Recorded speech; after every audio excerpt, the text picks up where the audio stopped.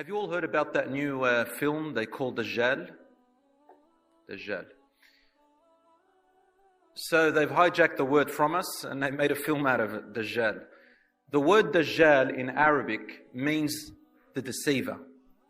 And there is a difference between saying something is deceptive and something is a lie. A lie can get caught out pretty easily. Or in a little while, you can defragment it, you can find that person is a liar. But when you say that something is deceptive, then deceptive means that it's mixed with the truth. You've got truth and false. And you start mixing it, you start manipulating people to make them think that something is real, but it's not. It's really a fake thing. And then you say to yourself, well, if this is true, then this must be true. And it takes much longer to find out the lie when somebody is a deceiver. Today we call them professional liars. Professional liars. And they exist everywhere. Now what I want to talk to you, especially the young people, about is this. Subhanallah. For the Dajjal, who is called the Antichrist, this guy who's going to come out into this world according to what our Prophet, peace be upon him, told us about. He said that this guy, the Dajjal, is going to come out and he is going to deceive people. He's going to be a deceiver, a Dajjal. And what he's going to tell people first is that he's going to tell people that I am Jesus Christ, the Son of Mary, the real Messiah. But what he's going to be doing is that he's going to be lying about it. But you see, he's going to mix that with a little bit of truth. He's going to tell them that I am Masih. And the Prophet, peace be upon him, did call him a Masih. And Masih really means that he's got his eye, which he cannot see with, the right eye especially. It'll be mamsuha, as the Prophet ﷺ said, mamsuhul ayn, which means that his right eye will be, he can't see from it. And his left eye is also deformed, but that he can see from it. And he will call himself Masih. He's not really lying, but he's manipulating you. He's trying to deceive you. And he's got these things which God gave him that he calls miracles.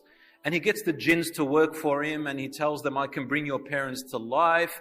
And he starts, and there's this long story, I don't know if you heard about it, about this guy named Tamim ad-Dari, which is in Sahih Muslim, that he went to the Prophet, peace be upon him, and they got lost on their ship, and then they ended up in a cave and a temple, and then they see this man who was so huge and he was tied up with chains, and then he tells them that I am the Masih, I am Jesus Christ.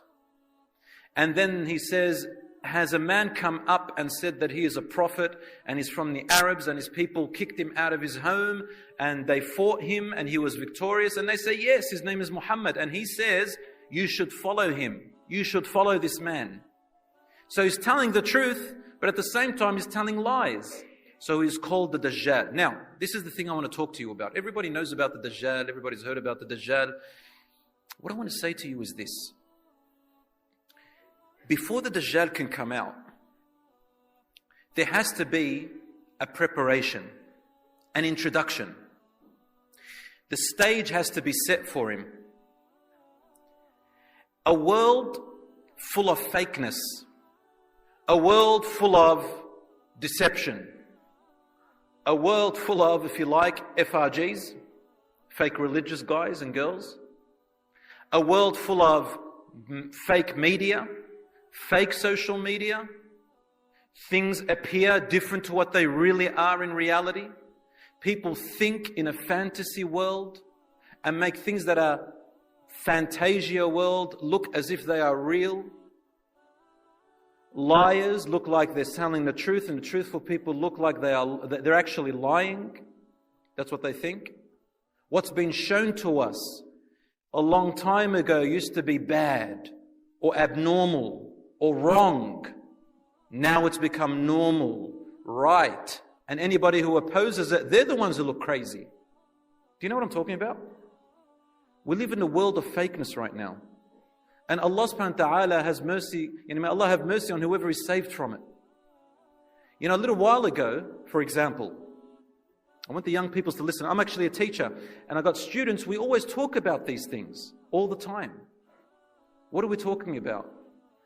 Things that in my days, they used to be outrageous. Today, they're very normal. One thing, for example, students ask me a question. Can I have a girlfriend? Can I have a boyfriend? does Islam allow it? And I'm thinking to myself, isn't this meant to be so obvious that you can't really, there's no such thing as boyfriend and girlfriend outside of marriage. But they ask about it sincerely, really thinking there's nothing wrong with it. What's the problem with having a boyfriend and girlfriend? What's wrong with that? Nothing wrong. Everybody does it.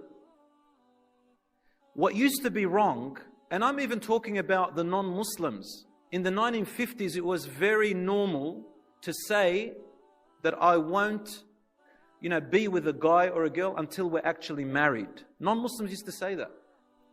And then slowly as time went on, it became normal. And I'll tell you this story, maybe you've heard it before. My little brother, he used to be in kindergarten in, what's it called again here? What do you call kindergarten? Nursery. So he used to go to the nursery, and he was about 4 years old. I came to pick him up, and he says, wait, I need to see Jessica. Now, I gave him my Lebo thing. Lebo is what we do. We smack across the head and we go, Jahash, come over here.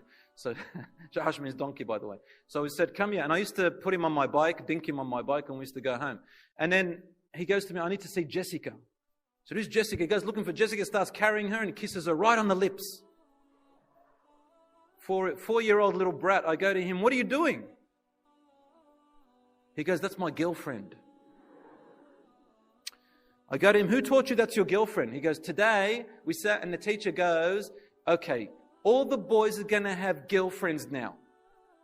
So you is this person. You and my little brother, Jessica. She's your girlfriend. They don't know what it means. But what I saw about that is that it was normalized, and I'm talking about 20 years ago this was. It was so normalized from a young age, and it's considered to be cute. Cute. How nice. Don't worry about the STDs that are going to happen later on. Don't worry about abuse that's going to happen later on. Don't worry about how they're going to objectify women later on.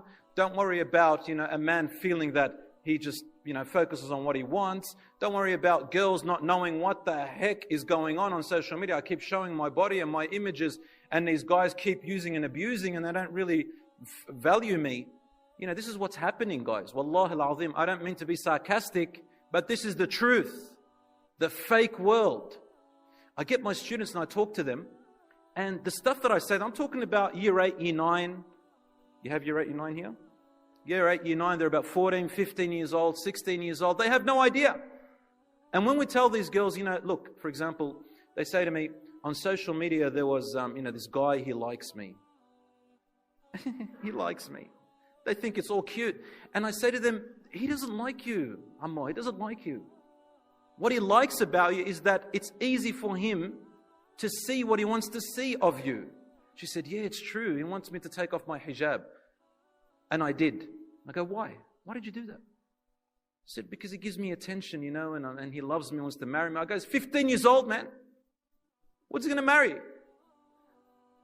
And I said, now, if and I had to say their language, by the way, just to try and make them understand. I go, if I took your head off and put your friend's head on your body, it's not going to matter. It's not going to make any difference for him, because he wants one thing. And they said, but I can't believe that, they think like that. I said, that's what the world has made you think. Internet stuff.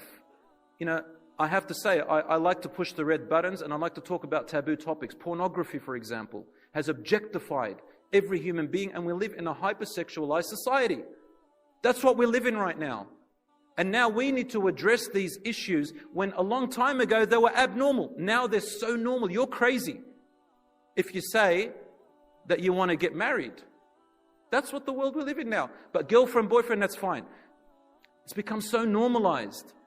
Brothers and sisters, that's just something very small. There are other matters that have become so normal that in the past, for thousands and thousands of years, they were wrong. And I fear for this new generation, if they are not aware of what brainwashing is happening to their brains, what we call it classical conditioning. I'll give you another example. Social media today, you all agree that it's fake, right? Fake. You look at a person, let's say a brother wants to know a sister, or a sister wants to get married to a brother. The first place they go on is Facebook. All right, that's fine. But you know what? It only tells you about 20% about your life. This is what experts say. But they believe it. And everybody shows their highlights. on social media. And everybody thinks that everybody's living the life except me. I'm missing out. And that's why we have so much depression, anxiety, post-traumatic stress disorders and all that. Because our expectations are right up here, but it doesn't even exist. So when people, for example, get married, they have these high expectations from what they've seen on social media over and over and over again. And then they feel that they've been betrayed, so they end up in divorce. And they feel that they have been betrayed and hurt. Why? Because of the images that are, over and over again in our faces, as if that's what it's supposed to be. But it's not.